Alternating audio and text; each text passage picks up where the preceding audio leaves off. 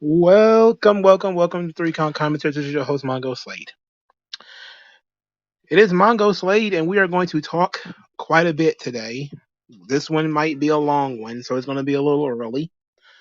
We're going to talk about three subjects, major, um, all of them mostly problematic. One, John Laurinaitis says that he is also a victim of Vince McMahon. Two, Torrie Wilson also saying she's a victim of Vince McMahon. And three, Shawn Michaels has to address not only Vince and the situation around Vince, but these dirt sheet guys believe in Brutus the Barber Beefcake in a shoot interview who claims that the Rockers were drugging and raping girls. I mean, we're already off to a raucous start. Um, this one's going to be probably a I don't want to say it's going to be my favorite live stream to do, but I literally took time to prepare for this. Like I got the articles pulled up and everything. You know, like usually I'm stumble bumming through this thing because I'm half prepared. I like to do things off the cuff, but on this one, nah, we paying attention. And I actually brought out the book that I've been talking about. I've been told you guys about this book called Heterophobia by Daphne Patai. We're going to go through that too. So we're going to talk a little bit of current events, legal stuff, all kinds of crap going on here. And we're just gonna have some fun, man. Just sit back and chill. Feel free to jump in whenever you guys feel like it, and we're gonna try to enjoy ourselves here and not make too many mistakes, you know. But the if there is a central issue here for this live stream, if there's a central issue that can be pulled from all of these instances that we're discussing, it is that everybody wants to party, but nobody wants to pay the tab. Everybody wants to have fun. Nobody wants the accountability. Every single one of these stories is about somebody trying to make other people accountable for their own behaviors. Except for the Shawn Michaels and Bruce the Barber Beefcake stuff. That one is just Shawn kind of protecting himself. But we're going to talk about this thing. The bombshell interview with John Laurinaitis' lawyer, where he appears to flip on Vince McMahon. That's what everybody's calling it. He's saying he flipped on Vince. I'm going to have a different angle to it. But this was very interesting. So where does this come from? It comes from Vice. Vice has a conversation February the 1st, 2024 from the attorney of John Laurinaitis. His name is Edward Brennan. So Edward Brennan says the truth will come out. Earlier today, Vice reached out to Brennan, an attorney in the Tampa area, to confirm he represents Laurinaitis. He did so, adding, as an aside, Mr. Laurinaitis denies the allegations in the misguided complaint and will be vigorously defending these charges in court, not the media. Like the plaintiff, Mr. Laurinaitis is a victim in this case, not a predator. The truth will come out. In response to a follow-up question seeking to clarify that he was indeed saying that McMahon was the predator and not Laurinaitis, like Grant was a victim, Brennan wrote, read the allegations. Read the federal statutes. Power, control, employment, supervisory capacity, dictatorial sexual demands with repercussions if not met. Count how many times in the complaint Vince exerts control over both of them. Interesting. Very, very interesting. I'm rubbing my chin right here. So Vince denied it, but not denied that it even occurred. John Laurinaitis says by her own lawsuit, John is a victim. He's not the boss. He's just doing what Vince told him to do. And he's just a drone, just like all the other drones.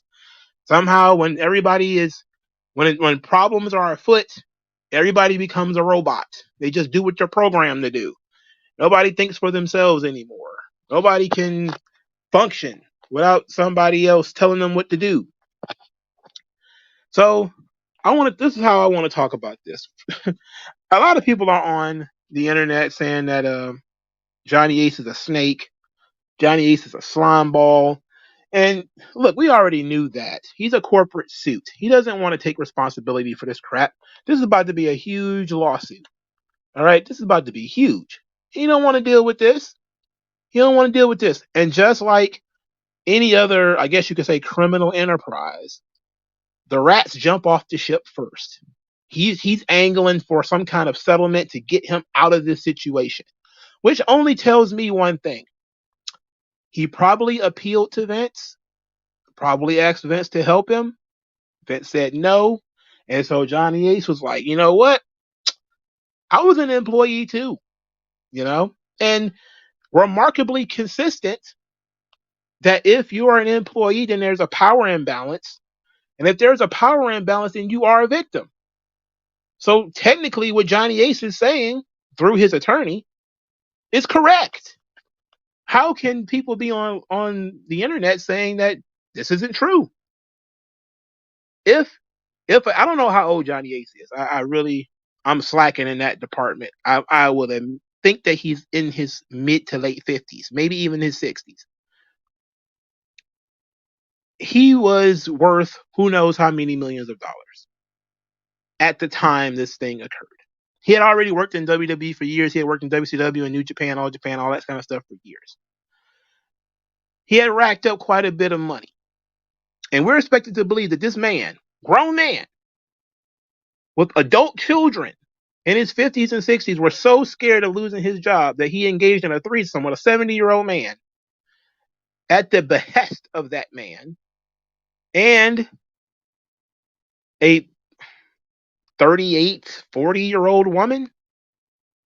That's an interesting defense we got there. Now, we've seen people kind of do some lighthearted snitching. We've seen that kind of stuff before. Is that what this is? Is the attorney snitching on Vince? It's possible. That's very possible. Understand, Mr. Brennan, the attorney here, he works for John Laurinaitis. He has no allegiance to Vince. And it's his job as Laurinaitis' attorney to defend John Laurinaitis. And he's going to make whatever argument needs to be made to defend John Laurinaitis, whether it's true or not. But he made a really good argument, I think, because how can people say that an almost 40-year-old woman had no control over her own life and then say that John Laurinaitis was not in that same position? How can you say he wasn't in the same position? He worked for Vince too.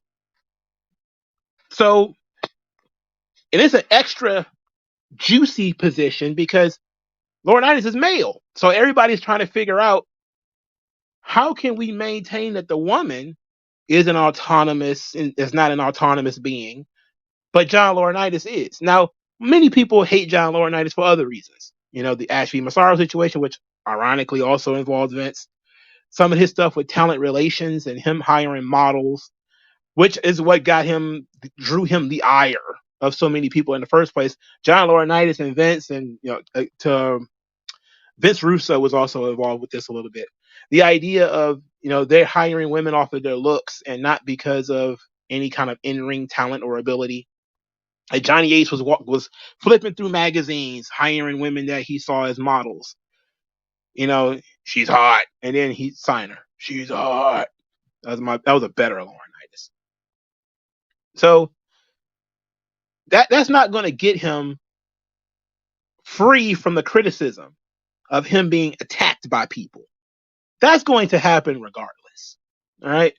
Because John Laurinaitis has been at the root of so much, he cannot talk himself out of this. He's just trying to get out of this lawsuit.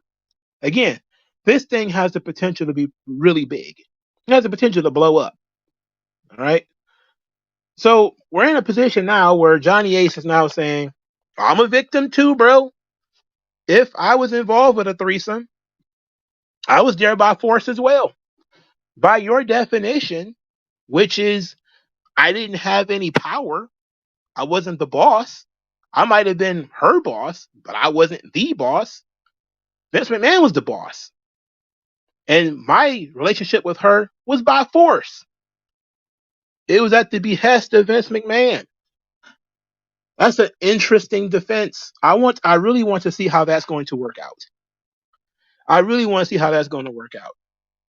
Now, a lot of people are just saying, like, he's flipping on Vince. He's flipping. He's saying it's true. He's saying it is true. To a degree, he is saying it's true. But he's not saying that it was not consensual. He's just saying if you look at this situation, Vince McMahon exerted control over both of us. We were both being sex trafficked. If you were being sex trafficked, then so was I. So I'm very interested. So why wouldn't John Laurinaitis sue Vince then? Wouldn't that make sense? Wouldn't that be consistent? John Laurinaitis should sue Vince McMahon for sexual harassment and sex trafficking. You forced me to have threesomes and engage in threesomes with this woman that got me sued. Right? He should sue Vince. Why isn't he suing Vince McMahon if he was a victim that was forced into these situations? Is there an NDA on John Laurinaitis? Now, I know we talked about women, but is it possible that Vince has men who signed NDAs too for whatever reasons that involves his personal sexual proclivities? Now, in the lawsuit, there was other people mentioned, like a physical therapist and a celebrity doctor and all these people who are not named. Are those people also, under NDAs and they can't talk about these situations? I'm not making a statement here. I'm just looking and saying it's an interesting argument to make. But John Laurinaitis is not going to get any sympathy. That's what he's looking for. That's what he's reaching for. But wrestling fans hate John Laurinaitis, and these are the people who are doing a lot of the tweeting and the talking. They hate John Laurinaitis. There's nothing he can say that's going to make himself the babyface in this situation. If anything, people are going to hate him even more for his disloyalty,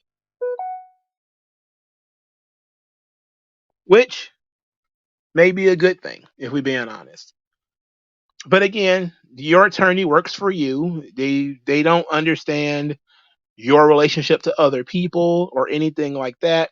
So when this guy made this comment to Vice, he did so clearly in letting everybody know what his defense is going to be. His defense is going to be, we are not liable for this behavior because John Laurinaitis was an employee under the same stressors as Janelle Grant, the threat of losing his job. So I'm interested. Did John Laurinaitis, did he get cash and gifts too? Is that what happened? It would seem like it, if we're being honest. John Laurinaitis, was rehired as head of talent relations after he completely bombed at the job the first time. Uh, as talent hated John Laurinaitis, and they never got rid of him. Didn't John Laurinaitis make a mess of the developmental system that Jim Ross and various other veterans constructed this developmental system, and then John Laurinaitis took it over and ran it into the ground, which led to a lot of the complaints in places like Deep South Wrestling, where people complained endlessly about Hugh Morris, but they never did anything because John Laurinaitis didn't care. And then John Laurinaitis had to cough it up as the NXT system came along. And then John Laurinaitis got the system back when Triple H went down. He ended up in control of developmental all over again. And it's an interesting. Now, John Laurinaitis seems to be the Bruce Pritchard of The Office. He's the guy who was Vince's hand and ears and eyes on the corporate side. Vince had Bruce, and Bruce was his TV guy. But it seems like Laurinaitis was his office stooge. And he probably had many of those. Vince McMahon made him be a dynamic dude. I wouldn't be surprised if that didn't come up eventually. You know, Vince McMahon was choosing my breakfast cereals for me. What was I to do? I wonder. I wonder how that lawsuit is going to look. How that response is going to look. How can you both deny the claim and also just blame Vince for it? That's a contradiction. Either it happened or it didn't happen. You know, either it happened or it didn't happen. Either Laurinaitis is going to say these things happened, but it was consensual, and then you can't complain and say that you were a victim. You can't be a victim in a consensual situation. If it was non-consensual and everybody was doing this against their own better judgment, then, but I'm having such thought blocking because I keep hitting the same wall that all of these people are adults. Everybody, whenever an adult tries to tell you that they are not in control of their own behavior, I just instantaneously like, bro, I work with people who literally have schizophrenia. I work with people who literally have bipolar disorder. I mean, they literally think things that are not rational, that is completely beyond their control. And I sit and I listen to professionals tell other professionals, tell these people, you are still responsible for your own behavior, even though you got schizophrenia. You're still responsible for your own behavior. You still have rights. You still can make medical decisions for yourself. Even if you are adjudicated as a person with mental illness, you still hold the right to be held accountable in criminal cases. You can still make your own medical decisions. The idea that perfectly healthy people with no mental problems, with no brain damage, without anything of the sort, are just robots who do what they're told all the time. That's unbelievable to me. You want to know what it's not even misogyny, which a lot of people have called me a misogynist. Some people have called me a psycho. You don't understand. I literally work with people who have mental illness. We still hold them accountable for their own problems. If somebody, what they call decompensates, meaning their mental state has worsened and now they're not showering, they're not brushing their teeth, they're not sleeping, they're starting fights, they're talking to themselves, they're doing all this kind of stuff. The doctors, first thing they're going to tell you, if you are in the hospital, it's because you're irresponsible. You're not taking your meds, right? You have to be responsible and take your meds. You have to be responsible. Go to your appointments. Pick up your meds. Take them. You have to be responsible. We still give these people a responsibility. They can still vote. They can't buy guns. Once you've been adjudicated mentally ill, you can't buy a gun. But you can still vote.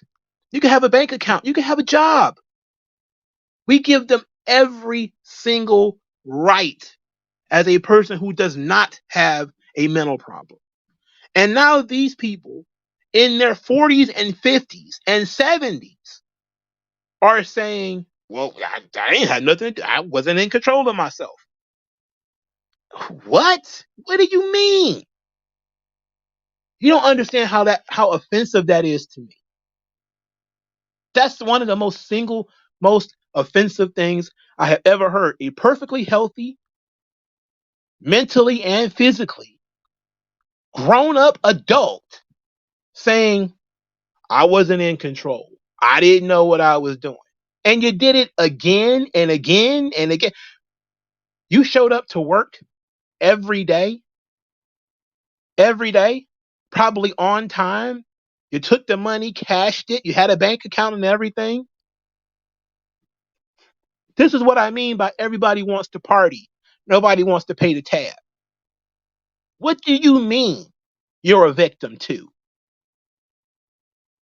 What is this? Why do we have laws that allow people to escape accountability? Why do we give people money, cash payouts for selling their own integrity? Why are we doing this shit? These people are not children. We wrote laws saying that if you're under the age of 18, you're not responsible for yourself. And so we give you no responsibility. You can't buy a gun. You can't drive a car without somebody's permission or having an adult present. You can't vote. In some places, you can't even work if you're underage. Try getting a job at 14 in some of these places. But all of a sudden, this is now this domain expansion. This is what it's called. We've gone from if you're 16, you're not responsible for yourself, no matter how heinous you've done. And you've seen people say this. A 16-year-old steals a car or something like that. They'll blame the nearest 21-year-old. Oh, he was put up to it by one of his older guys. And you're like, well, he's young, he's impressionable, he's still in high school, he's in those formative years. We'll give him the pass. And yet, when he's 26, he's still doing dumb stuff. And we're looking for more excuses to why he's not responsible for his own actions. He's a product of his environment. Social pressures. It's environmental. It's economic. He's doing this because he can't feed his kids. As a actual justice warrior says, he's Aladdin. He's stealing in order to feed his family. No accountability whatsoever. And these are grown-up adults. It's not even about this sexual shit here. This is in general. We have adults who are saying, yeah, I've got kids, a mansion, 6-7 figure job, I wear suits to work every day, but I'm not in control of my own life. I'm basically a slave. How? How does that work? And you have no mental problem. You have no physical disability. You have no disability whatsoever. Nothing prevents you from walking away from this job. Nothing prevents you from just staying the fuck home. Nothing prevents you from filing your own lawsuit. Nothing prevents you from stopping this from occurring. And you keep doing it day after day after day. And nobody asks any questions. Nobody says a goddamn thing. It's not even about the women. Now we're talking about full-grown men. I'm not even in control of my own life, dog. Can you imagine that? Would he accept that from his children? Like, there's nothing more sickening than that. There's nothing more sick than that, bro. That's crazy to me. Why would you admit to some shit? Why would you say some shit like that?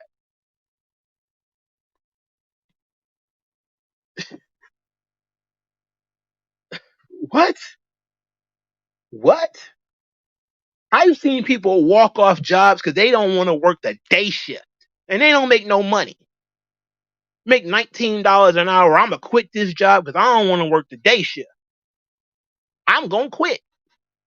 I've seen people do this. Adults quit their job because they don't want to work with a certain person.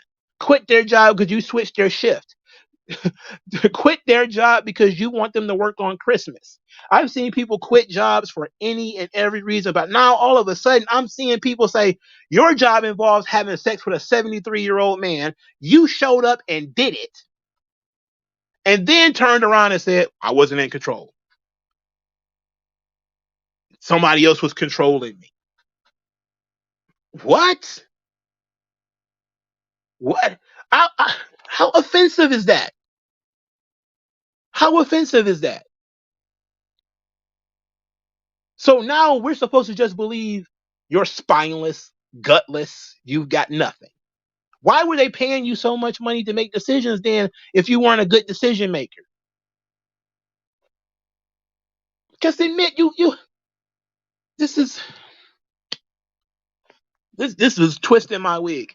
It's twisting my wig. I hate the lack of accountability in America right now. So much of our problems is people escaping accountability. That's the number one issue in the United States right now, bar fucking none. Not illegal immigrants, not feminism, not trans issues, not race issues, none of that. Because at the core of all of that shit is people not accepting responsibility for their own thoughts, feelings, and behaviors. That's the number one thing.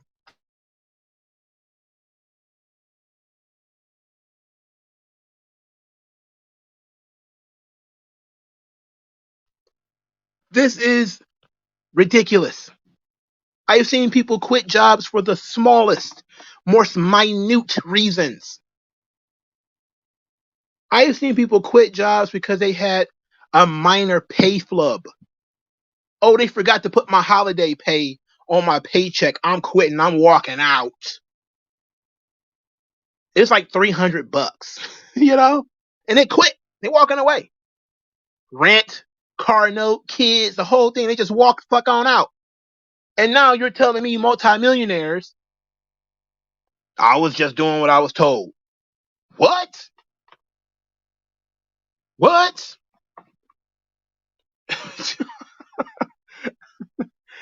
You're not capable of making decisions. So again, why do we let you vote? Why can you buy a gun? How can you pay your own rent? What is this? What? I'm floored by this, man. Nobody's responsible for themselves, brother. That's sick. That's a sick society. Where is the end of that? Where does that go? Everybody's going to outsource their thinking to somebody else? That takes us to Torrie Wilson. So Torrie Wilson decides she's going to go out here and she's going to do the exact same thing. She's going to blame WWE, well, Vince McMahon specifically, for some of the things that she had to do while she was under contract. Now, I didn't know how old Torrie Wilson was, so I went and looked. Torrie Wilson is 48 currently. She's 48 right now. She started wrestling, well, she joined WCW 1998, 1999-ish. She was about 24. She was pretty young. In WWE, she was about 26. She did Playboy, she was about 27 or 28. But she was old enough to make decisions. We let women vote. We let her buy a gun. We let her buy a car. We let her get a house note. But all of a sudden, she goes on Chris Van Vliet and she starts complaining, whining. I know people like Torrie Wilson. I'm not even going to hold you up. I know people like Torrie Wilson. But I do not play this game of I'm not responsible. All right. She says, she talked about the bikini segments. She didn't like them. This is a fitness model we're talking about here. All right. This woman was a fitness model before she came to WWE. And she's mortified by being in a bikini. They were all mortifying. People don't realize I went out there and owned it the best I could and pushed through the fear. But it was mortifying.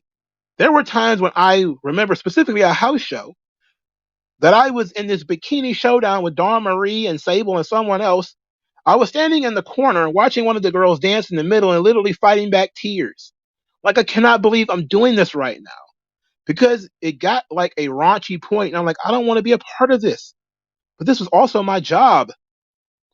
And then she said that she turned down Vince twice for two different things that he wanted to do. She says, first of all, I'm a major people pleaser. To say no to people is really hard, even if it's someone you know. I'm recovering from that. There was one time I had a thing where Vince wanted me to come out with paint on my boobs like she did.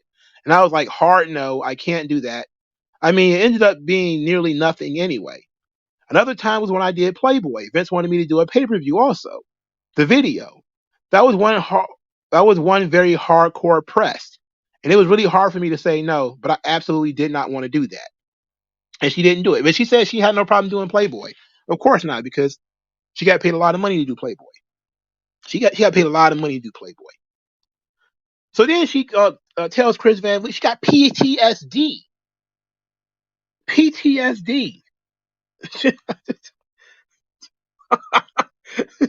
She had PTSD when she left wrestling and didn't want anything to do with wrestling anymore. Here's what she said. I didn't watch wrestling. I didn't want anything to do with wrestling for many years after I left. mostly because I just had a certain amount of PTSD from being so vulnerable out there and feeling like I was kind of the raunchy role that wasn't me. And I felt judgment from people. I felt like people looked down on me for like stuff that I did, the bra and panty matches and stuff like that.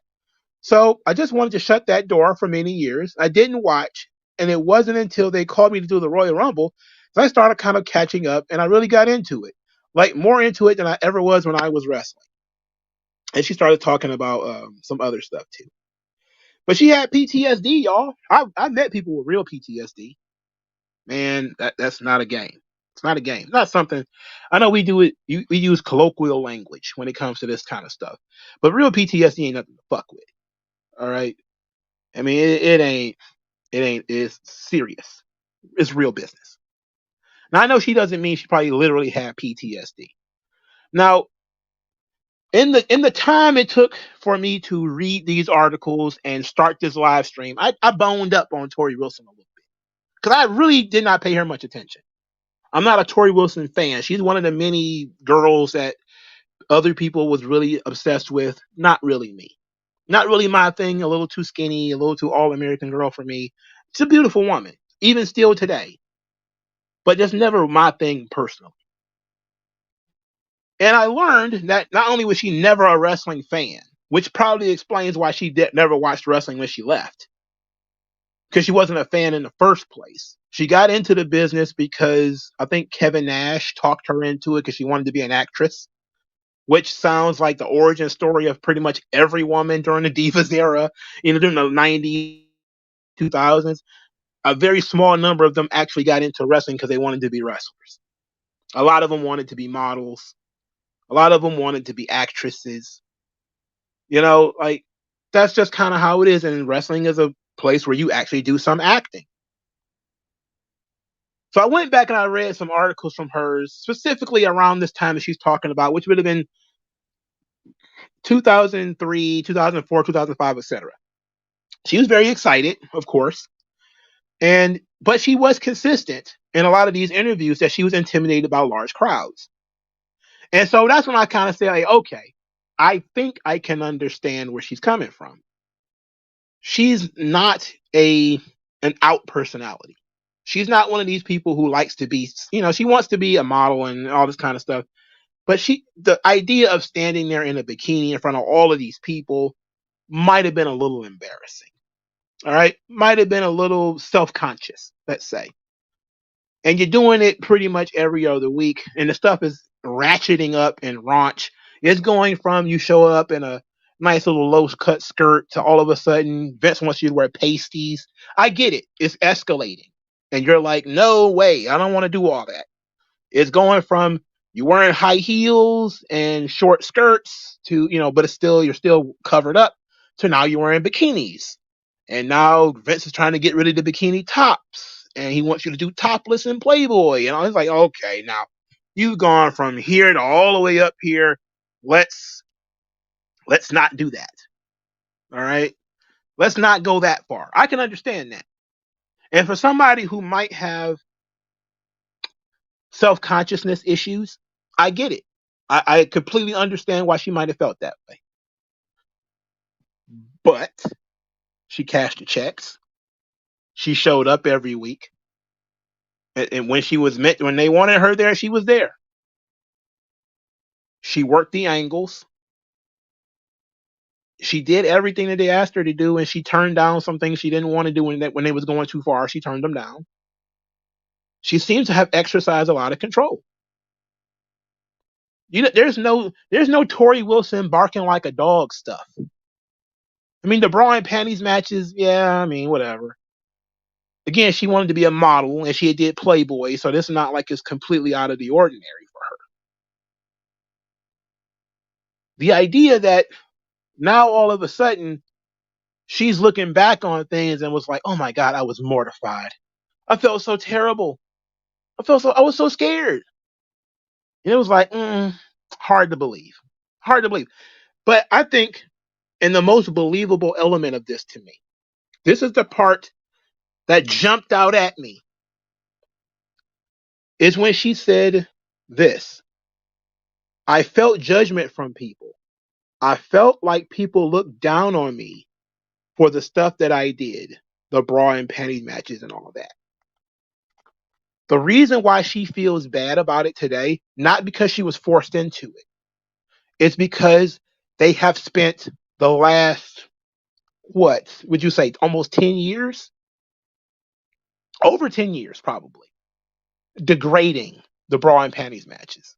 And she's sort of the face of that. Her and Kelly, Stacy Keebler, and all of them, right? When you have this amount of shame being dumped on her, particularly by other women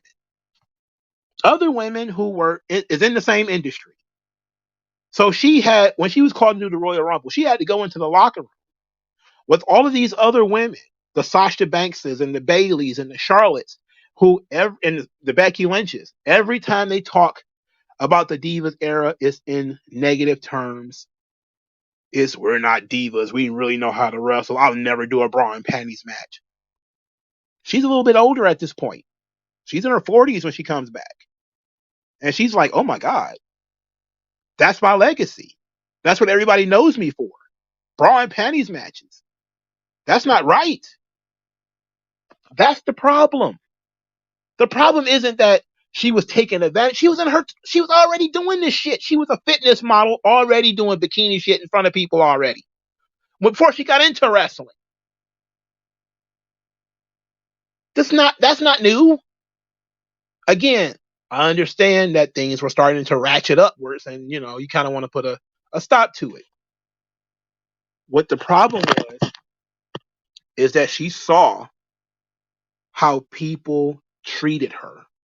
And that is what changed her mind. That it was outside pressure forced her to change. And then also, she's 20 years removed from that stuff. She's 48 now. She's an older woman. She's got a little bit more wisdom. She's still beautiful, but the beauty has started to fade a little bit. She's not 26 anymore, you know? And as we already know, which is typical of Hollywood starlets, they do all the raunchy titties out scenes when they're in their 25, 26, and then they get 48, and the only job they can get is as somebody's mom or grandma. And all of a sudden, they were forced into doing all of these raunchy roles in the past because they're not sexy anymore. You know, you're not sexy anymore. You went from being a a ripe, plump grape to a raisin. You might still be beautiful, and Torrie Wilson is, but you're not what you once were. And now you want to be seen as something else. You want to change people's opinions of you. That's not who I am. Maybe that's not who you are now, because you might not have the confidence to do that now. But it certainly was who you were then.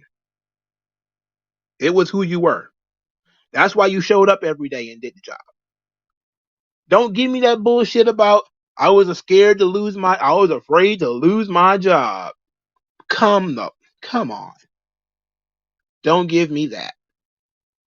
Right? Accountability. Be responsible for yourself. I get it.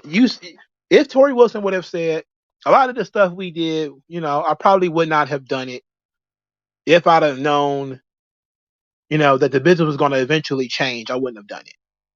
Again, all of these things are time capsules. We're trying to remove context from things. She should not be ashamed of what she was doing at the time. Just like Vince, when they had the Trish Stratus bark like a dog and all these kinds of things. These are all moments in time. Why would you be ashamed of them?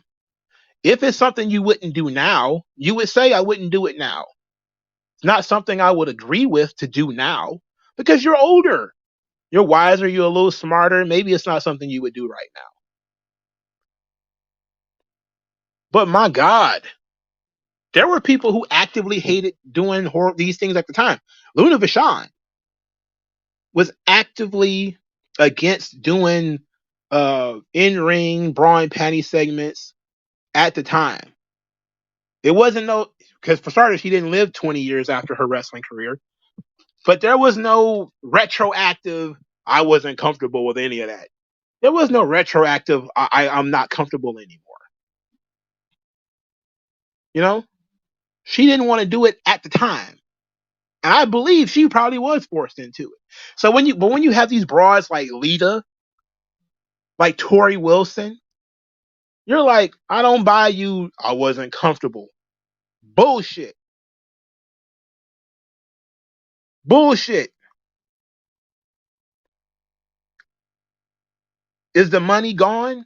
Or is it just that you have to express the right opinion nowadays in order to change people's opinions of you? And well, it's fashionable to just say, I did all that shit because Vince wanted me to. And I was scared to say no. Oh, wow. And people would just immediately absolve you of all your sins because you blamed somebody else. Dap the wet the fingers, a cross on the forehead, say 3 Hail Marys, and we're gonna say fuck Vince, and that's it. It was all Vince's fault. Not yourself, who was almost 30, who was, living the dream, even though she didn't like to travel, which is, one of the things that all wrestlers complain about. Again, I looked at the interviews at the time when she was. Some of it was she was under contract, and so maybe she wouldn't say anything when she was under contract. But I didn't see anything afterwards that she'd have a problem with any of this stuff. It's because other people started to shame her that she all of a sudden changed her opinion and retroactively she didn't like it. And I'll tell you all the time, that's what a lot of these situations are. It's regret and it's outside people who shame you for your behaviors. And then all of a sudden, I wish I hadn't done that. And you got to blame somebody. Instead of just saying, well, I'm going to own it. I'm going to own that that I did these situations. And, at the time, it was fun. I thought it was harmless. I didn't think anything was wrong here or anything like that. But no, gotta blame old Vince. Oh man.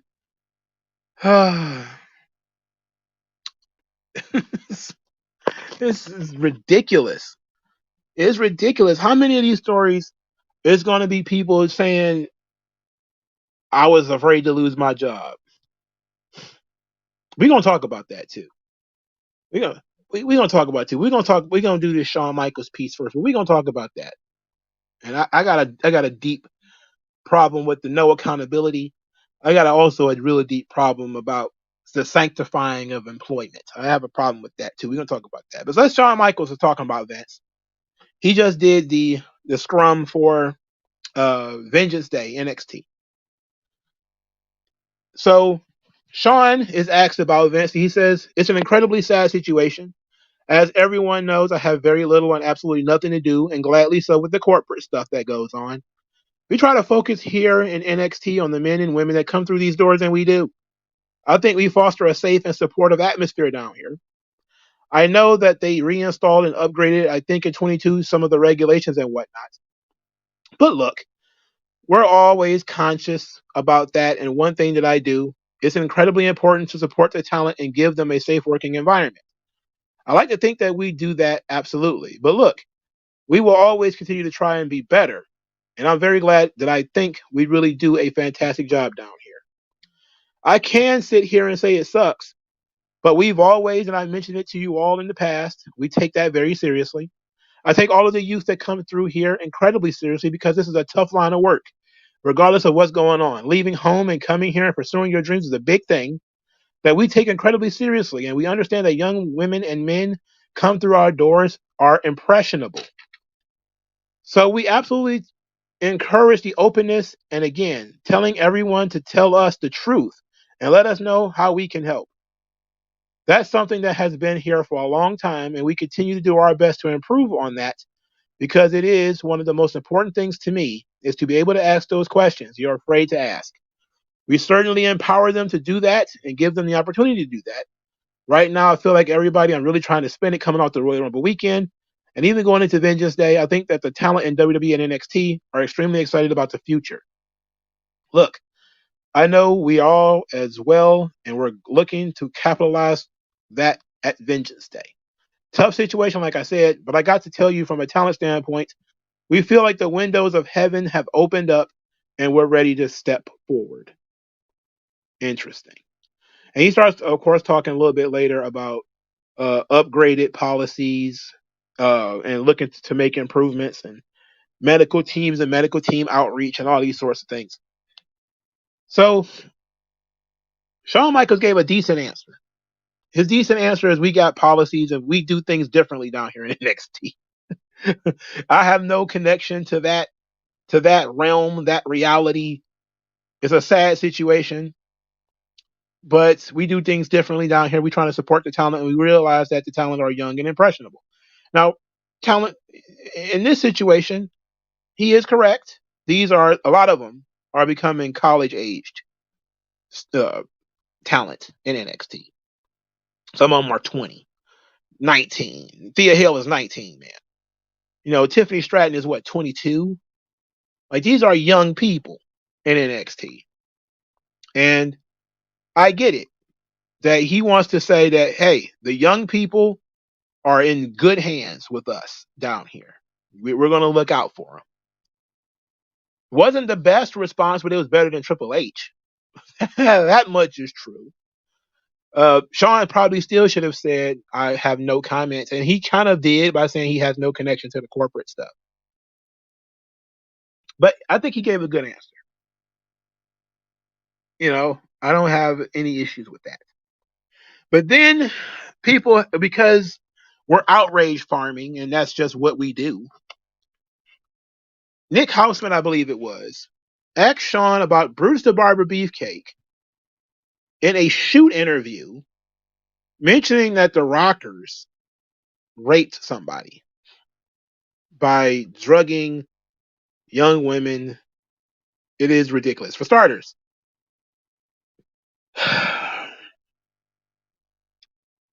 trying to dig up now this story is at least 10 years old. That's the crazy thing. And to dig this thing up with no accuser, no evidence, no nothing, instead of passing it around as these guys are just talking, which they do. They just talk. They're being paid by Sean Oliver to just talk. At least I think this interview was with Sean Oliver. Let me make sure that's correct. I'm almost certain that this thing was with Sean Oliver. I couldn't find out. I'm not gonna look. I don't have time. But these stupid shooter interviews where people said all kinds of stuff in these shooter interviews. And instead of just ignoring it or saying, well, it would be interesting if somebody stood up and said something about Sean and Marty raped me, that would be interesting. If this was in the context of that, that would be something. This is just, let's continue the everybody is accused of something kind of gimmick. So Sean responded, I will say that I've never shied away from the stupid stuff I did in the past. If you go back and ask Brutus Beefcake, he'll tell you one. He's never seen any of that actually happen. Again, wrestling stories. He also retracted it, saying, and I'll say this, I've had a lot of struggles in my life. I don't know how to say this without sounding, I don't know, shameful, but being with a lady was not something Shawn Michaels had a difficult time doing. I've never been in a situation where it was not consensual in any way, shape, or form. I've never taken advantage of someone in that respect. Those things are done for two reasons, and I've had a lot of counseling in my lifetime. The reason you do that stuff is because you dislike women or you have power issues. Shawn Michaels did not have those. He had insecurity issues. And he had problems feeling like he wasn't enough. That's why you do drugs and downers. The other stuff is built on power and disrespect for women, which is something I've never had. So any accusations against me, as far as non-consensual time with a woman, simply is not true. That's why they never come up in anything other than, and I don't mean it to you guys, but it's never come up in anything other than wrestling stories. And back in the day, it was the dirt sheets. And those things start from guys spinning a lot of stories that are not true. Wow. That was pretty strong. That was a pretty strong, I ain't had nothing to do with this, leave me alone. That was pretty strong, man. I, I got to say, Shawn did a good job defending himself there. So I think that Shawn is again, that was accountability. Shawn Michaels says, "Hey, I had self-confidence issues. I had ego issues." You know, he owns that. He owns a lot of the situations, a lot of the problems that he caused, and a lot of this stuff. He owns that stuff. Accountable, but he's not going to take the blame for everything. And there's been not one stitch of evidence of this stuff actually coming aboard and being true. So the idea that the Rockers were drugging and raping girls, that's just something again that Bruce the Barber Beefcake said in a wrestling interview, and it wasn't true. At least, far as we know, it wasn't true. He has provided no evidence, and nobody else has either, that it actually occurred. Shawn should have just said, he should just blame Marty. Marty's the older guy. He should just said, well, I don't know what Marty was doing. Marty might have had that wasn't right. But he did just say Shawn Michaels didn't have those problems. He didn't say Marty Jannetty didn't have those problems. So maybe he threw Marty Jannetty under the bus. He flipped on Marty. I didn't have anything to do with it. Shawn Michaels didn't have those problems. Can Marty Jannetty say the same thing? Marty the murderer. Whatever. Um, let's talk about something before we move on to this final subject that we're going to talk about here. I asked myself as I was jotting down notes for this live stream. It was probably the first time I've done notes from the live. Well, I did notes for the live stream when I did the Vince thing. I started asking the question about whether we particularly being Americans, overvalue our jobs. And I started thinking of two things particular in my mind. One, I'm just doing my job. Two, I was scared of being fired. Those two things have caused so much drama in people's lives. And as we talk about John Laurinaitis or Torrie Wilson or anybody else who wants to jump out at the window and say they weren't accountable for their own behaviors, somebody else was controlling my body. I'm basically Kermit the Frog because my entire life is on strings pulled by someone else. All of these are excuses for not having any integrity. All right. Again, I've seen people quit jobs for the tiniest of reasons. People who ain't think about this. Not even talking about sexual assault and all that stuff. If you are pressured into a robbery, if you and your homeboys are sitting around, you say, we about to go rob this store. And they talk you into going, and you all get arrested. You don't get to tell the police, it wasn't my idea. You're still going to jail, bro. You can play that card and flip on somebody else. Or he was a mastermind. You might get a lesser sentence, but you're still going to jail. All right? You're held accountable. Even if you can convince people that you wouldn't have done that on your own, you're still held accountable for your behavior. There's not that many things in the world right now where you can blame it on somebody else, and that is A-OK. If you didn't have a gun to your head, or there was no gun to somebody else's head, you can't really claim coercion. But we live in a society that has so many excuses for so many people. It was so many excuses for so many people. And I said it earlier, we've gone from it being young women. And that's the patriarchy. Women are not responsible for their own behaviors. It's their father's fault. It's their boyfriend's fault. And how many times have women gotten out of situations because they were able to blame the boyfriend? Oh, she was slinging dope out of her house. Oh, it was my boyfriend's dope. He go to jail. She don't. Or she get a lesser sentence because everybody just believes, she's a wonderful mommy. She would never do nothing like that. But my whole point here is I'm starting to think that people overvalue their jobs. You couldn't pay me enough money to do some of the things that people will just say, I'm just doing my job. Like some of the illegal, criminal, degrading horse shit that I see people say that they do every day.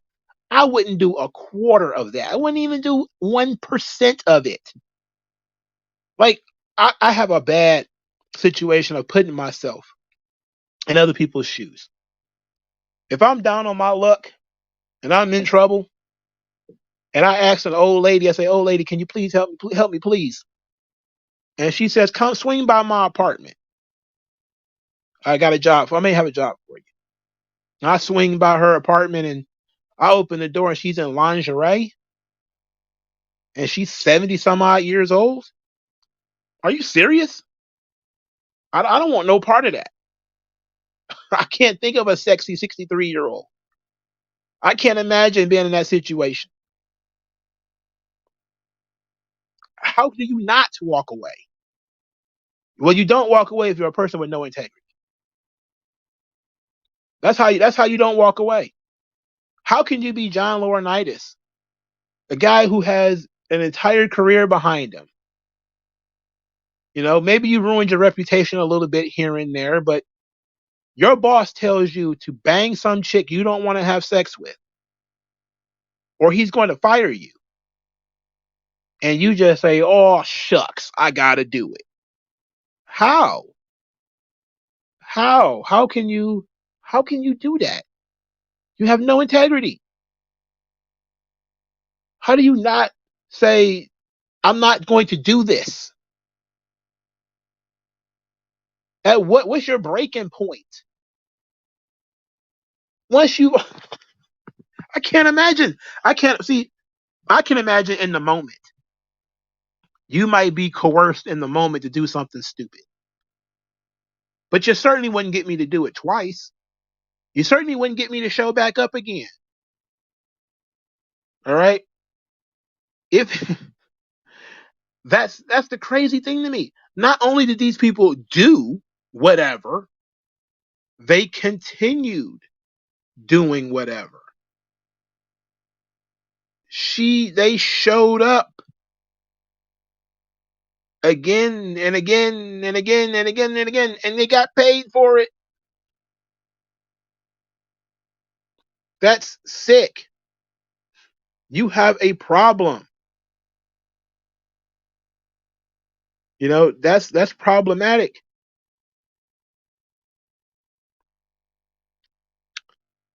I don't get it. That's pretty. Wait a second. Wait just 1 second. Stone Mexican guy. I saw pictures of this woman, Gypsy Rose Blanchard. I had no idea who she was. Right? I saw her. Ricky Starks took a picture with her. I think she had the AEW championship with her. I didn't know who she was. I thought she was like a pop singer or something. Stone Mexican guy says, look at this Gypsy Rose broad. Got away with murder and she's going to AEW shows. So while I was talking, I typed in Gypsy Rose Blanchard onto my tablet. Gypsy Rose Blanchard, set to be freed from prison, regrets murdering her mother. What? What the fuck?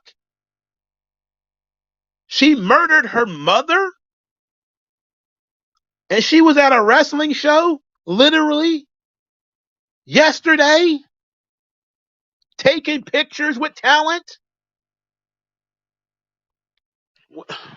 Wait a minute. Wait a minute. There's got to be more to it than this. Let's see. So she got out on the 28th. The famed victim of Munchausen by proxy. Oh, so her mom had some kind of Munchausen syndrome, huh? Gypsy Rose Blanchard spent 8 years in prison. She killed her mom in June 2015. She's 32. She's a rough 32. Oof. Gypsy Rose Blanchard and her then boyfriend Nicholas Godejohn conspired to kill her mom Dee Dee, who for years had subjected Gypsy to painful medical procedures she never needed. It was argued in court and widely believed that Gypsy was a victim of Munchausen by proxy, a rare form of abuse in which guardian exaggerates or induces illness in a child for attention and sympathy. Okay. I still can't see how you got murder her. Why not just move away? I mean, you're an adult at this point, right? Um, well, she was 32. She said 8 years. She might have been 24 or something like that when she did this. She says, I was desperate to get out of that situation. Um, she says she asked Goldie John to kill her mother, which he did while she waited in the bathroom. Oh my God, that's sick. That's that's no good. If I had another chance to redo everything, I don't know if I would go back to when I was a child and tell my aunts and uncles that I'm not sick and mommy makes me sick. She says, I would go back to that point in that conversation with Nick and tell him, you know what, I'm going to tell the police everything. Nobody would ever hear me say I'm glad she's dead or I'm proud of what I did. I regret it every single day. Pause. Is Nick free? So let's look up and see if Nick Godejohn is free. Because something tells me he's not. So let's take a look and see if he's going to get let out. Let's see if he's going to get. Oh no, he's not free. That's weird, isn't it? It was her idea. She put him up to it. He's still in prison. She's out. Ain't that some shit? Ain't that some shit? Ain't that?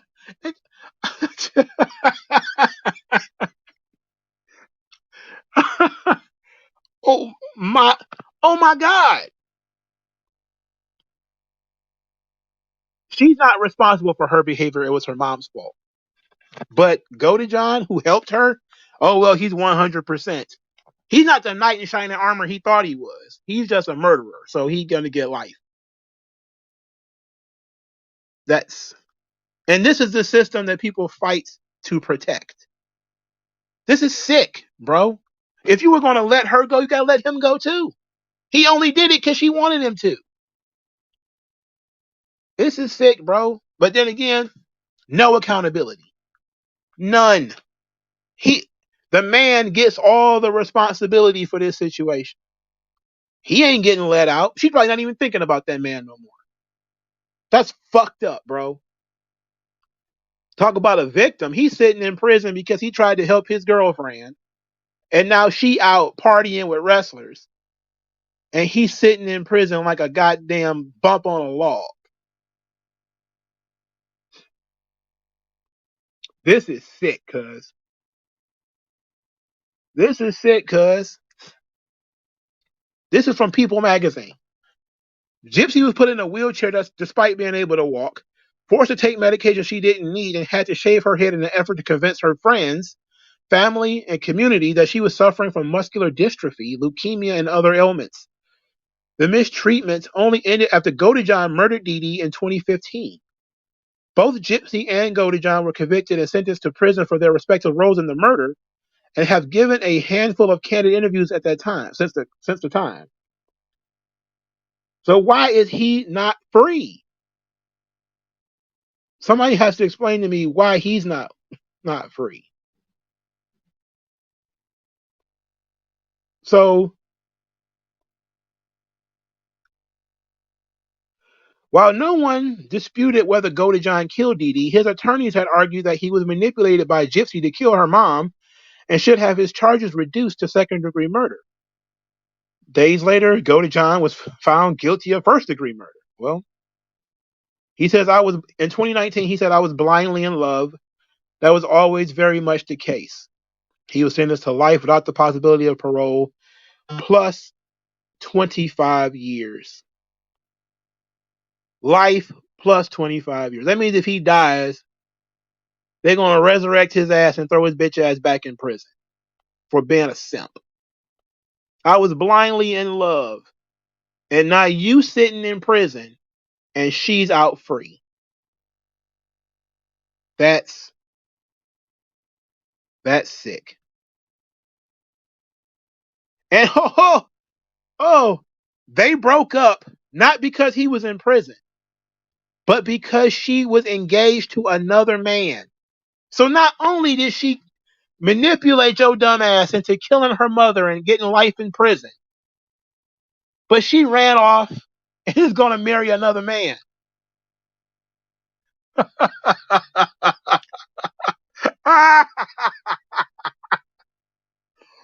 This is horrible.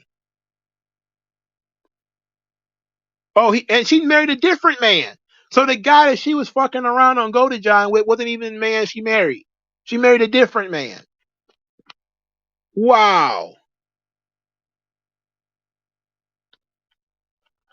She says this. A condition of my parole is that I cannot have contact with him, and I don't want contact. I feel responsible for putting him in this situation. However, the axe to commit murder was on him as well. I mean, everybody has a choice, and he went through with his, so he's paying his sentence. I paid mine, and that's my thoughts on it. That's fucking cold. That's cold. That's sick. That is sick. For her to be able to shrug you off, that's sick, bro. Can you imagine that? Imagine being that guy sitting in prison right now. You sitting in prison because you tried to be a knight in shining armor for this girl who was being abused and manipulated. You tried to save her, and her response was not only to say, basically, you did the crime, you gotta do the time, but she's also off banging other guys, not even thinking about you. The horror. This is sick. Why would I know anything about these people? Why would I know anything about these people?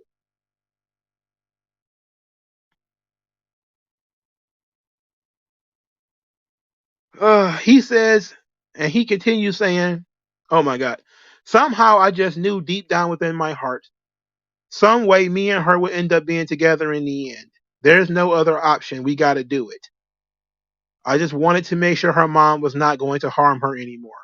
I made sure of that. He says he believed that they were soulmates.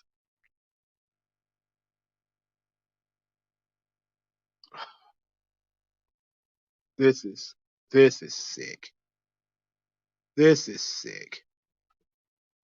She's out partying, having fan, having friends, and loving life, and his ass is in prison for being a moron, for being an idiot, for being a simp. So that one's a little bit of a bonus because I didn't know about that. I saw pictures and I saw the name, but I didn't put two and two together. I didn't know who that person was, but now I know. Now I know. At least it it follows, right? These were adult people. They weren't like super adults. They were like in their mid-20s, and he accepts responsibility for what he did because he did it for her. She don't accept responsibility for what she did because she blames her mom and then she blames him. Well, he did it. My mom was abusive to me. I could have left. Could have walked away. It's not like you were a small child. And then he's the one that's paying for it. She's doing all the partying and he paid the tab. That's sick, bro. That's sick shit.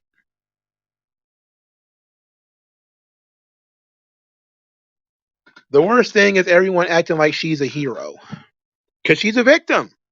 That's why everybody wants to be a victim, including 60-year-old men. I got to be a victim somehow, brother.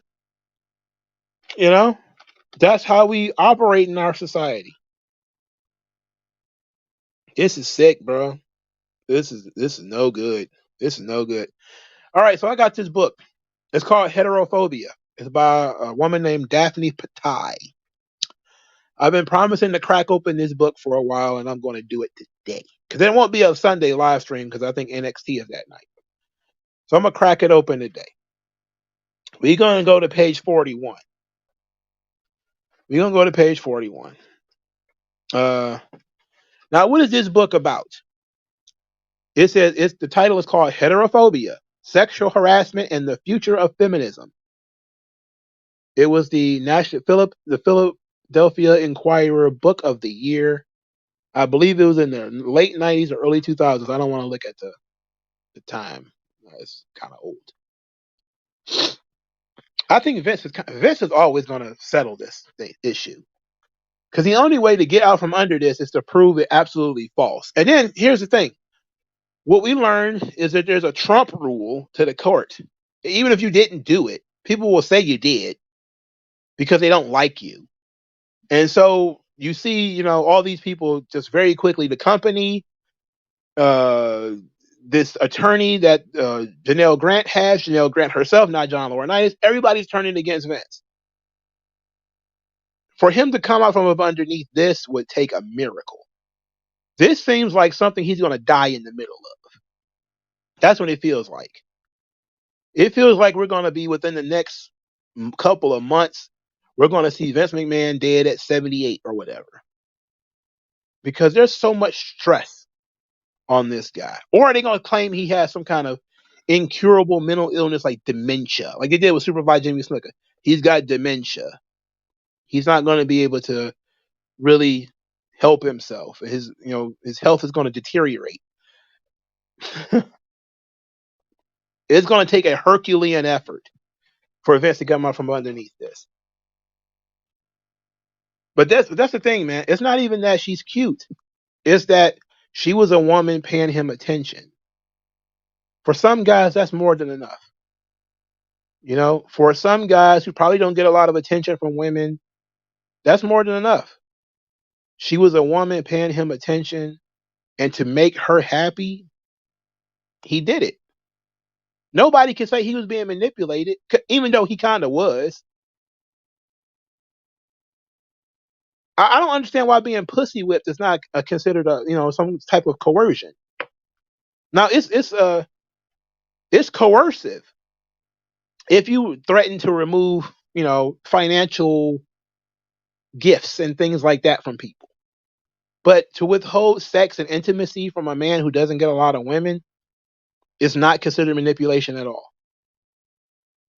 That's very strange, isn't it? Isn't that weird? If you take a woman from if you do the old pretty woman situation, you take a woman from the gutter, you give her nice cars and jewelry and all this kind of stuff, and then you threaten to take it away. Oh well, that's domestic violence. That's domestic abuse. How dare you, upgrade her life and then threaten to take it away from her? How can you do that? The court will step in and make sure that you pay her everything.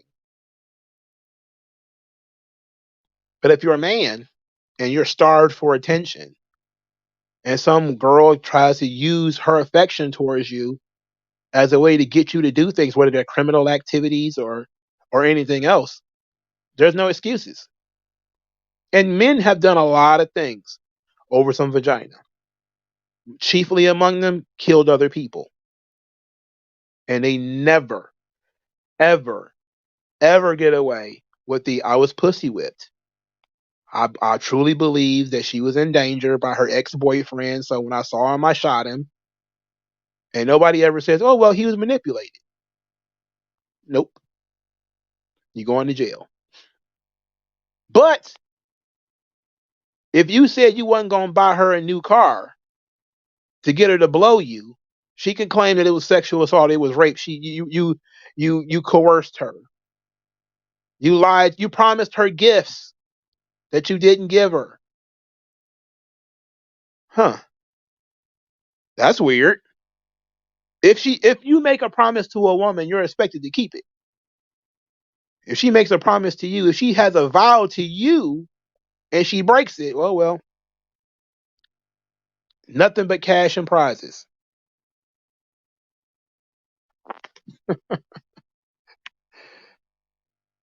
Nick was severely autistic. Well, you could pretty much tell by looking at him that he wasn't going to be a guy who was lucky with girls. You know, it doesn't matter how she looks. He was just a guy who, again, didn't have a lot of experience with women. And I think there's a lot of young men who they would have done the same thing. There are men who do. There are plenty of dudes out there who are shacked up with the town whore, and he gives her half his paycheck. You know, they're shacking up. You know, she's having kids with other guys behind his back and all this other horse shit, and he's being manipulated.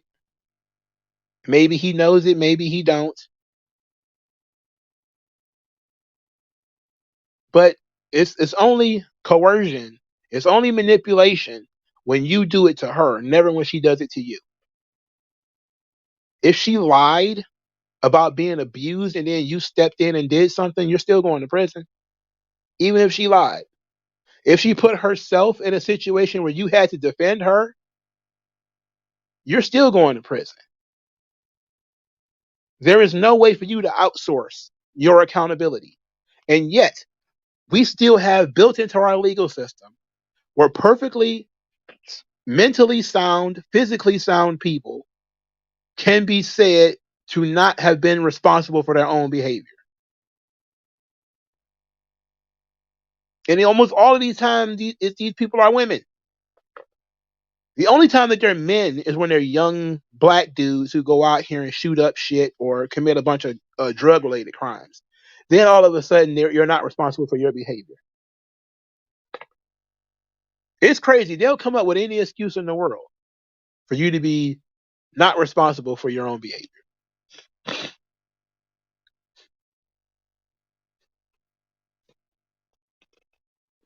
That crime of passion clause don't really even work. It only works for women. And unless you walk in on your wife sucking somebody's dick, then you might be able to spaz out and kill him.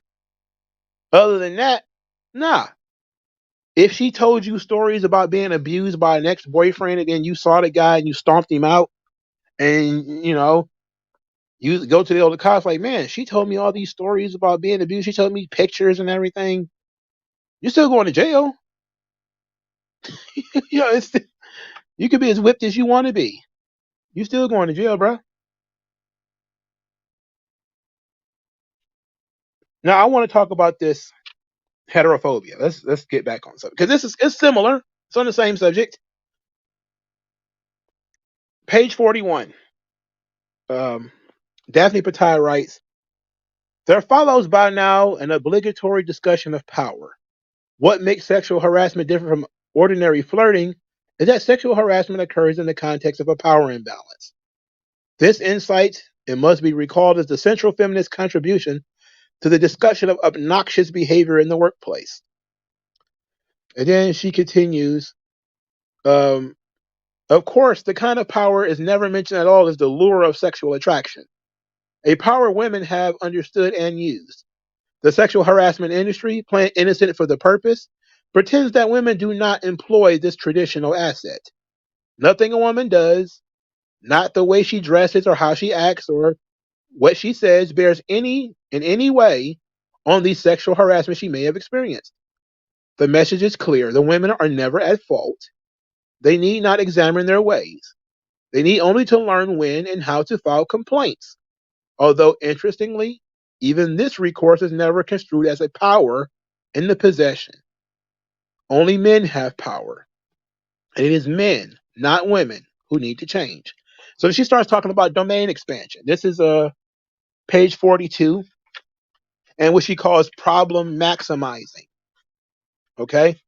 This means that, and this is what I believe that Janelle Grant is doing. She says, quote, claims makers' definitions, moreover, do more than merely give a problem a name. They also give it a slant. So she says, a not so subtle bias is evident in the repeated reminders of how difficult it is for victims to come forward with an accusation. They expect not to be believed. They suffer from a great emotional distress. They fear retaliation. Um, He says such claims are fairly transparently meant to translate into the shibboleth of the sexual harassment industry. Women don't lie about sexual harassment or rape. And then she says, in the case of sexual harassment industry, the most far-reaching example of such domain expansion is the extension of sexual harassment from quid pro quo to hostile work environment. That nebulous and endlessly negotiable category of unwelcome looks, comments, gestures, even opinions, in which virtually all workplace and academic interactions can be made to fit. Now, there's a lot of this book is about college campuses because that's really what she was dealing with. Because this is during the time when the sexual harassment industry wasn't public. It was mostly on the universities, right? Because that's where this shit came from. Most of this shit came from the university, so that's where she's talking about it from. So on the on the subject of domain expansion, she starts talking about the kinds of things that have become part of rape culture or whatever. This is before the words rape culture was known to everybody, and she doesn't use those terms really because what we call rape culture today didn't exist back then because that's a new feminist idea. She says jokes, comments, and rape are all a part of it. All are equally damaging. Complexity in Hippensteel's worldview is strictly a matter of multiple and interlocking isms: sexism, racism, homosexualism, ageism, classism, heterosexualism, and identities. Never is it an element in the analysis of a player's actions. And she starts talking about how so many things, that was page 72, that we go from these kinds of systems to actual rapes, actual sexual assault, to just making jokes. And then on page 73, I believe, she starts talking about entire domains of literature, entire domains of conversation are now off put because of the sexual harassment industry. So this is page 83, and we continue with the concept of domain expansion. She says, the fact that it is thinkable that a major university, that controversial teaching techniques might constitute a hostile environment, sexual harassment demonstrates the dangers of this expandable concept. That jokes, comments, etc., are basically rape culture. So on page 82, she says, Alan M. Dershowitz came close to facing charges over precisely the same issue, which is intellectual controversies. Dershowitz considers the notion of hostile environment sexual harassment a threat to both freedom of speech and equal protection. He recounts a group of feminists in a criminal law class at Harvard objecting to his discussion of false accusations of rape, threatened to file a hostile environment charge against him. That is how we got where we are. That is how we got where we are. But this is the story that I really wanted to talk about. It's in a chapter called This Consensual Relationship. There's a person named Leslie Irvin. They exist somewhere in the world. All right. This Leslie Irvin wrote a story in a book that Daphne Patai apparently read. And this is an interesting account of people not taking accountability for their own behavior. The author, this is Daphne Patai talking, the author was a 30-year-old returning student in the middle of a 6-year marriage that was, quote, at the beginning of the end. Reflecting ex post facto on her experience, she redefines her evident interest in her professor as vulnerability and casts him in the role of villainous manipulator and herself as the innocent victim. She, quote, could not refuse. She tells us repeatedly a job offer, a dinner invitation, a relationship that went on for 2.5 years, during which time she kept on enrolling in courses with him. Her reconstruction of this long association, which by her own accord was exciting, gratifying, and affirming, seems intended as a living illustration, of Catherine McKenna's dictum that women in our society cannot give informed consent. And then she says the professor had a partner. She had a husband. But only the professor's behavior counted as a betrayal, not her own. He involved her, she says, in some grave dishonesties, such as falsifying his teaching evaluations, but she, self portrayed as a feeble victim, lacking all autonomy, bears no responsibility for going along. They had sexual relations while she was supposedly working for him. This becomes, he used my job illegally. The university, in effect, paid me to have sex with him. They exchanged vows of love. I would later realize that he even set the terms of our love by defining the word for me, is what the woman claimed.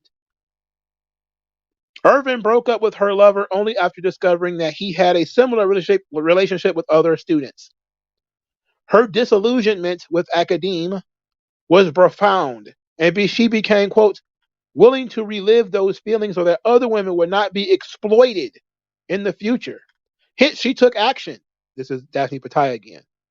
Her account ends with the recommendation that pointless though it may be to officially ban student professional relationships, universities should have policies to control them. Pretending that such relationships are not problematic, Irvin says, echoing such official sexual harassment doctrine, denies all women equal access to education.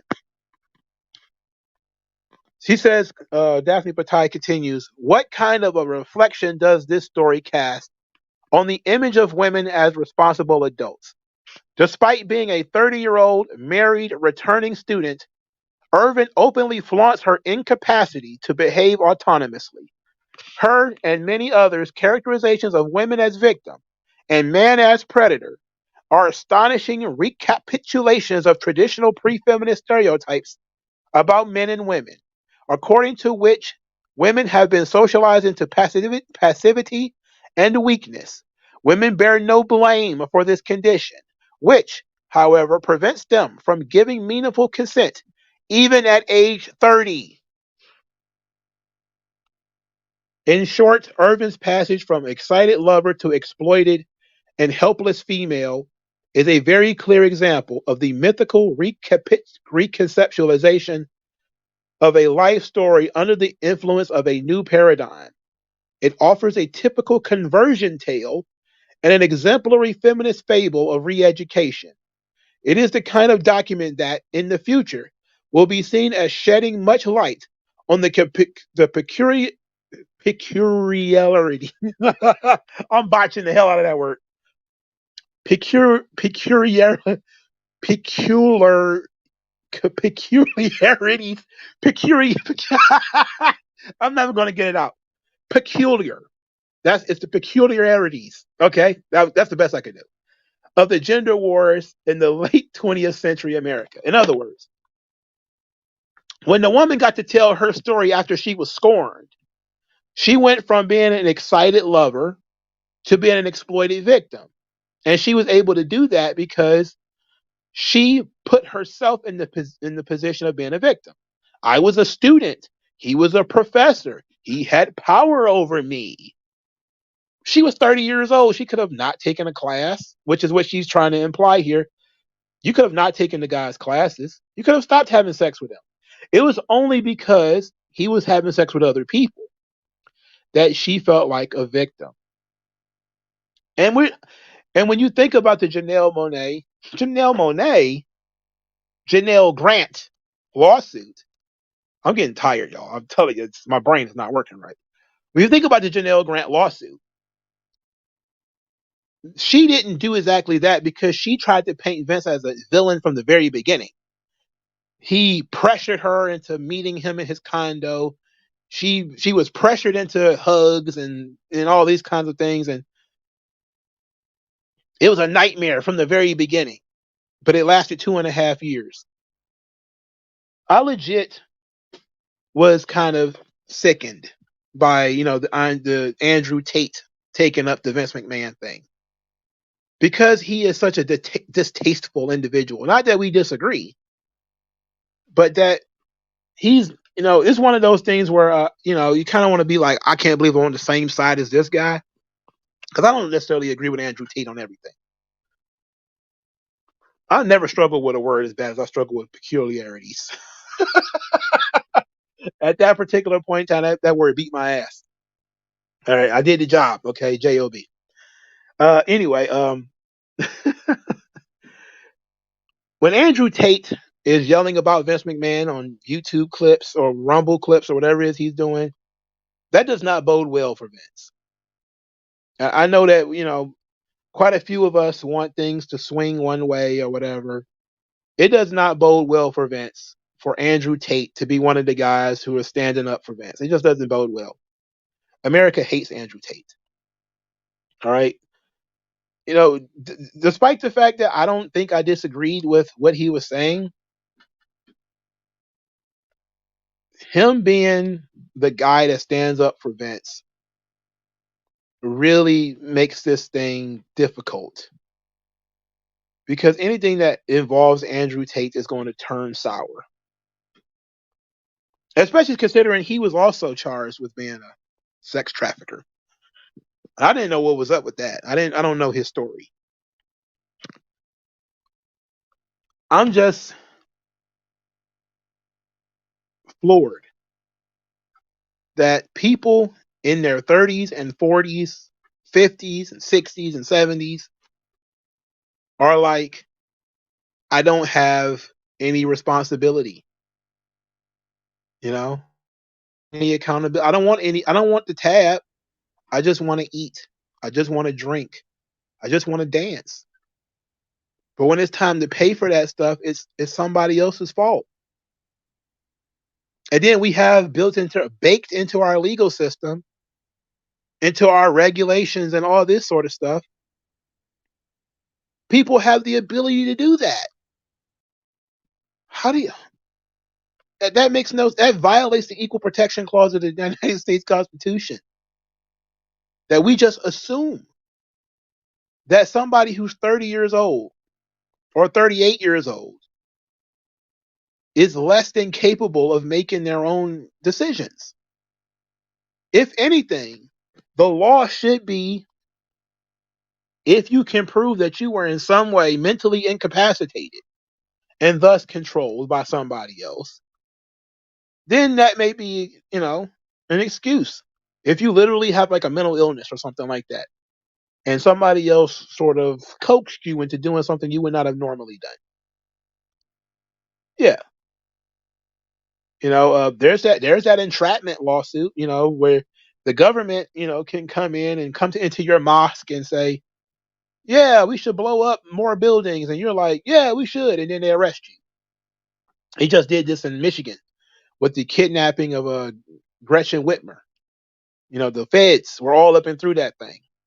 So it was like a lot of entrapment. Some of those guys still got busted, but quite a few of them got away on entrapment because the government introduced the idea and kind of over time got people into doing it. I believe that you can talk people into doing things. I've cults exist, right? You see all of these Jim Jones cults and all these different cults where people they get into these like-minded groups, these really strong social groups. Yeah, I knew Sol Ruka was black. I knew that. But they get into these groups and they reinforce their own behaviors. I get how in a situation like that, human beings adapt. You want to be a part of something or you truly believe something and you join the group and you're manipulated in that way. But usually in those cults, people they live together, they're in a cocoon. They very rarely go out into other groups and stuff like this. Very, very rarely. So there's very few opportunities to break free from that social pressure. In a situation where you go home every night and have to make the decision to get up and come to work the next day, when There's nobody who forces you to do anything because there's nobody standing over you forcing you to do it. How can you be bold enough to stand up and say, I was not responsible? Who made you? And for anybody to just be like, she was afraid of losing her job. People are afraid of losing their jobs. What, are you serious?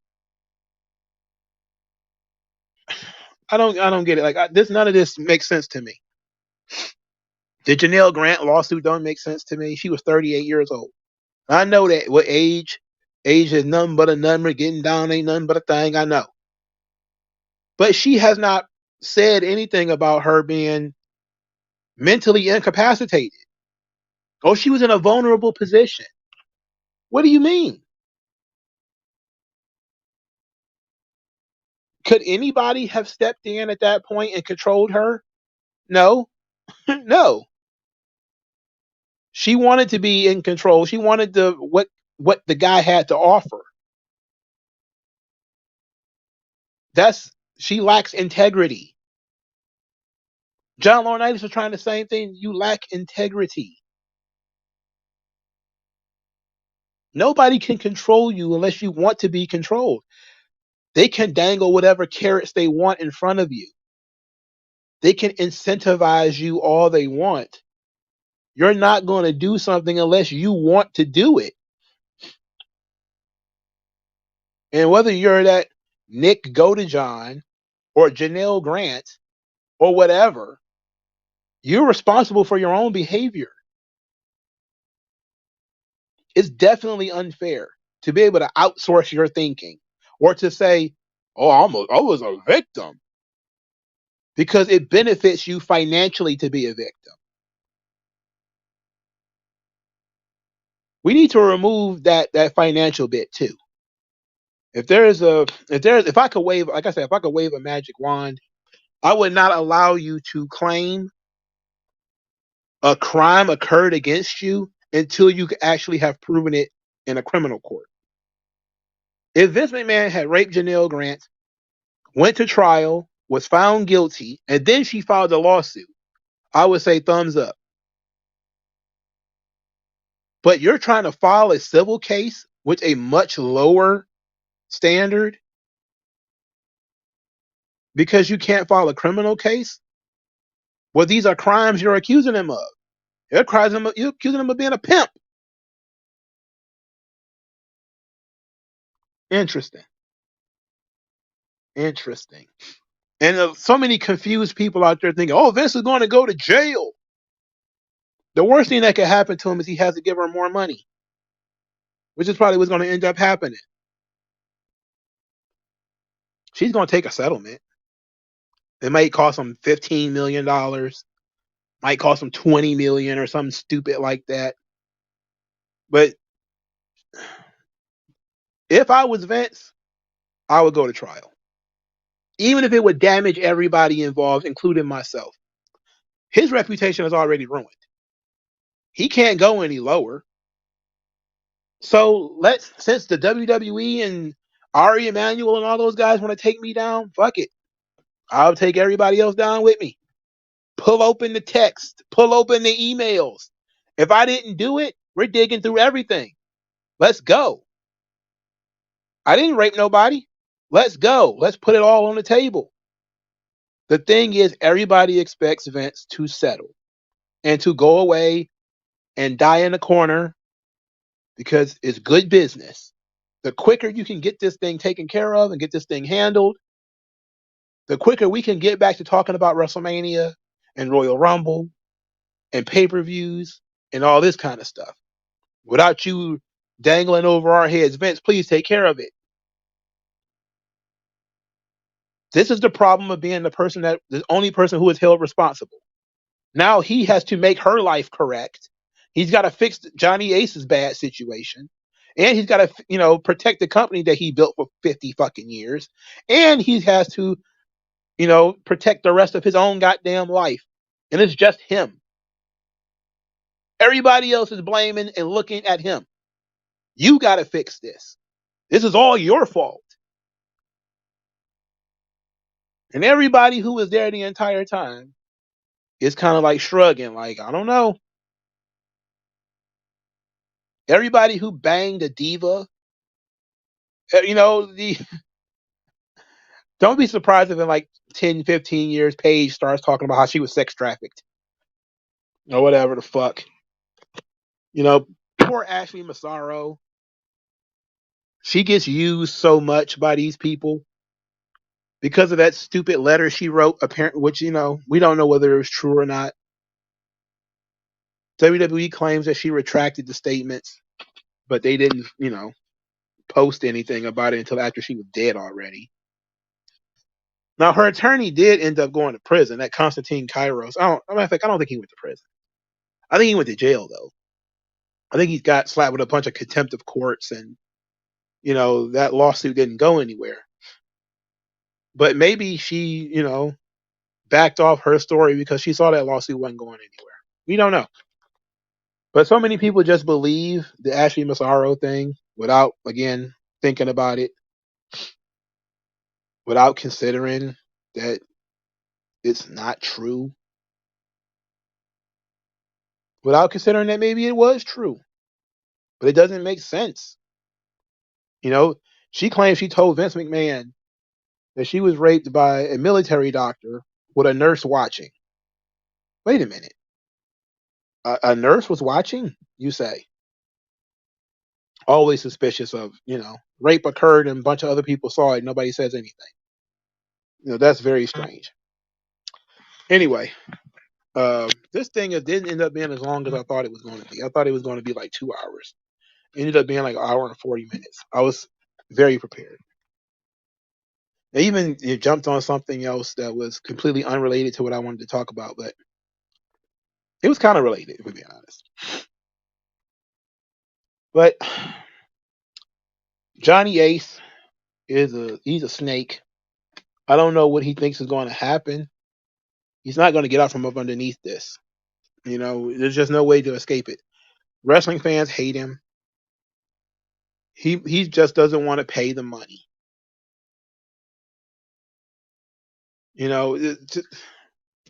Yeah, people can be raped anywhere. That's not the question. The question is not like, I don't believe that a military doctor would rape her.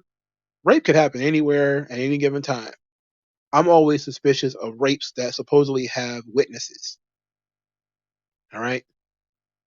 Because I don't believe that people are raped in front of people and you just turn the other cheek like, I didn't see that. Like, no, who the fuck does that, man? Come on. You asking a lot, for people to be like, I saw a violent rape and I didn't say anything. Just not likely as far as I'm concerned. That's some Law and Order SVU type shit. Most people won't let you steal in front of them. Like, if you've seen like those videos of people like stealing out of like Walgreens and stuff like that, other customers will try to stop you from stealing. Like, I couldn't imagine you try to pull up and pull a rape in front of people. Like, are you serious? We've seen strangers try to stop each other from fighting. But, when it comes to rape, everybody just turns the other cheek. Not if there was a gun involved, then maybe. Maybe you mind your business then. If it was a weapon. But we've seen people try to stop a bunch of crimes, man. Good people who just step up and be like, what the hell are you doing? And these things are far less harmless than rape. I've seen people get involved in domestic disputes. There's an untold number of men who have been killed trying to help women in domestic situations, especially brothers and male best friends and all kinds of shit like that. They get smoked because a girl was getting into an argument with her boyfriend and she didn't want to leave him or whatever. But oh my god, this thing is making all this noise. Anyway, uh, it says maybe in the middle of a tent while deployed, I can see it, but not at a base. Yeah. My thing is, there's witnesses and there's people walking around. Jesus, are you serious? Anyway, if there if there was poop, we knew Vince was involved. Did she keep the poop? Did she have Vince's poop DNA that we can trace it back to him? I mean, just think about how ridiculous that sounds, though. Like that's one of the things. Another thing that astonishes me. You know, again, when you work in a mental hospital, you've seen some really weird shit. I've seen people whip their dicks out and just piss in the middle of the floor. That's pure mental illness. I've seen people write with their own excrement on the wall. It's gross. It's disgusting. You got to have some kind of mental issue to be involved with that sort of stuff. Or it's an extreme kink. To think that at least two other people were present when Vince supposedly defecated on this woman's head, and not only did she come back for seconds, she never said a word until the money ran out. I'm sorry, but I'm not believing it. That part right there jumps out as me as red flag. We need to start asking some questions, you know, because how do you degrade yourself in that way? Even if you say, well, it wasn't planned, he just did it. Why did you ever come back? Do you think so little of yourself that you came back? Because why should we value you more than you value yourself? Why should we pay you and use our court system to give you money when you have no integrity whatsoever?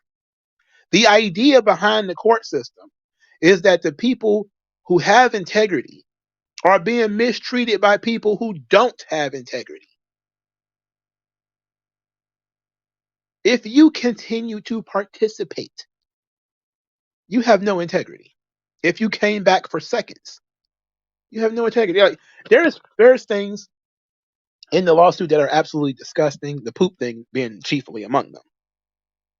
But then to act like there's no humorous things in the lawsuit either. The dildo shit is just funny. There's just no way to spin that it's not funny. All right? If anybody gets on stage and starts telling how they named their dildos after their favorite basketball players, the room will burst into laughter. But this is even more ridiculous. This is Vince McMahon naming dildos after wrestlers. Okay?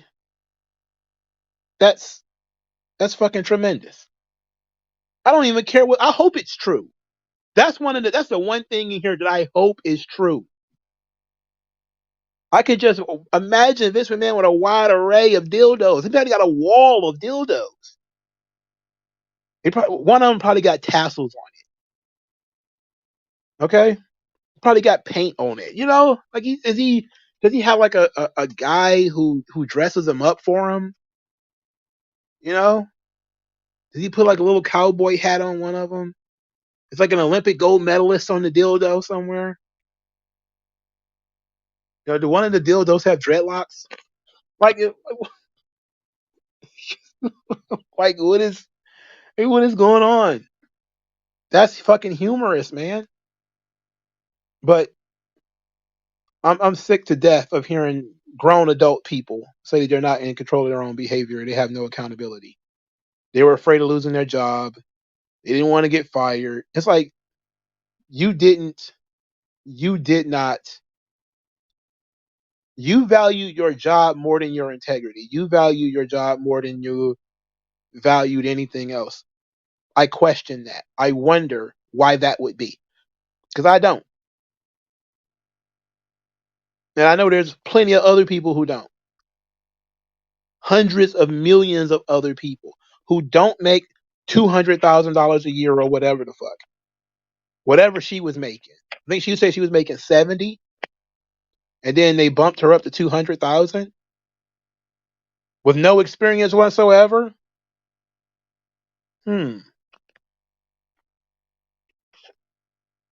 Oh, that's parts unknown going to parts unknown. You feel me? Does the Ultimate Warrior shake? That's what I want to know. Does it vibrate? Does it vibrate the ropes? Is the Ultimate Warrior vibrating the ropes? Like,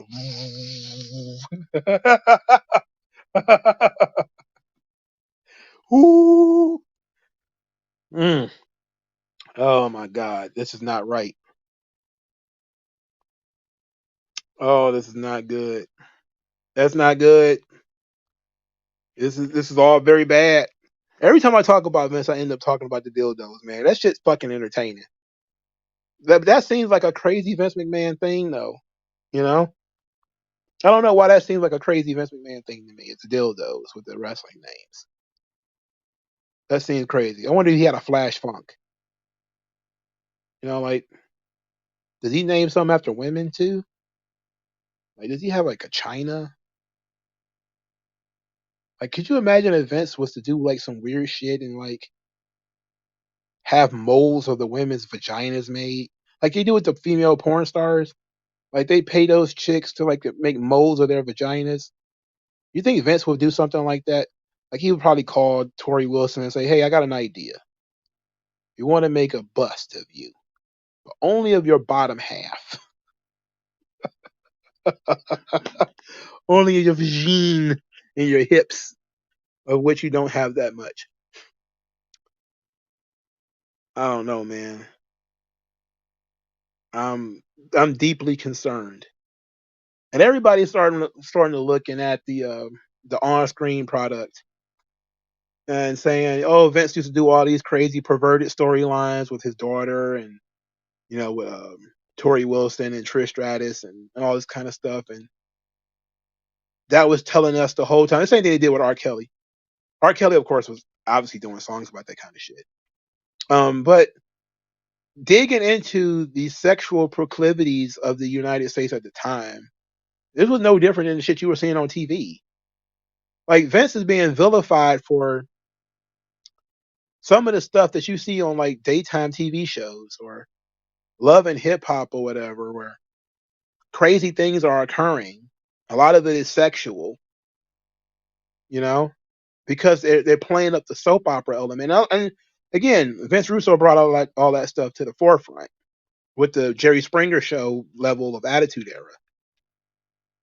He don't want credit for this, but they just took it and ratcheted it up to the next level. That's all they did. They took that shit and bounced it up to the next level. But he's being attacked for everything that he's ever done on television. As we should have known. He was telling us the whole time. He was playing in our face.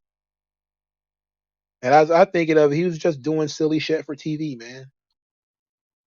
Like we don't know how much of this stuff is going to be true.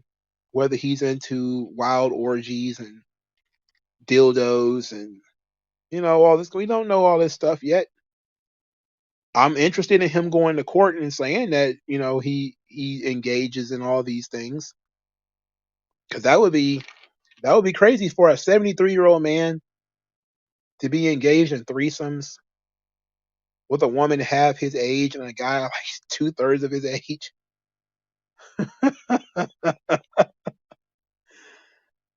That's crazy. But it seems to me Laurinaitis just wants an excuse for why he was cheating on his wife. Vince is already basically he's not divorced. He's separated. And all this stuff is already in the wind. And I expect Linda to file for divorce eventually. I don't see why she would, outside of she doesn't want to destroy the nest egg they've built. But she's gonna need to separate herself from Vince quite a bit. I'd imagine Vince McMahon playing with those dildos like you play with action figures. That's how I'm imagining. I'm imagining Vince got the dildos, sword fighting and everything. Ho, ho, ho, ho. What a maneuver. That's what I'm imagining. So I need to chill. I need to chill on the dildos, bro. Because I'm absolutely sitting there like I know Vince doing sick shit with these dildos, sticking them in these girls and stuff. Ho, ho, ho, ho. But it also could be a thing where maybe he likes to watch. Maybe he's got a voyeurism kind of thing. Maybe he just enjoyed watching John Laurinaitis plow chicks. Maybe he wanted to watch Brock Lesnar plow some chicks. He's an old man. Maybe he feels like, hey, either I'll do it with the dildo or, I'll get Johnny Ace to fuck you or whatever. He's 78. I don't, I would not imagine that his penis works, 100% of the time. At least not without help. That's just Mother Nature kicking in. Erectile dysfunction is a real thing even in his 70s, especially since he's has a history of taking all these drugs, steroids and human growth hormone and all that shit. I know he probably has a lot of sexual frustrations. I can see that. That could be real. Of the WWF, what with the hacksaw Jim Duggan dildo on one side and the Big John Studd dildo on the other. Jesus. Oh, that's sick. Y'all are sick people talking about these dildos. Stop it. I've been trying to wrap it up for a while now, but I'm finally going to wrap it up now. Thank you guys for your time. I'll talk to you guys later. Peace out.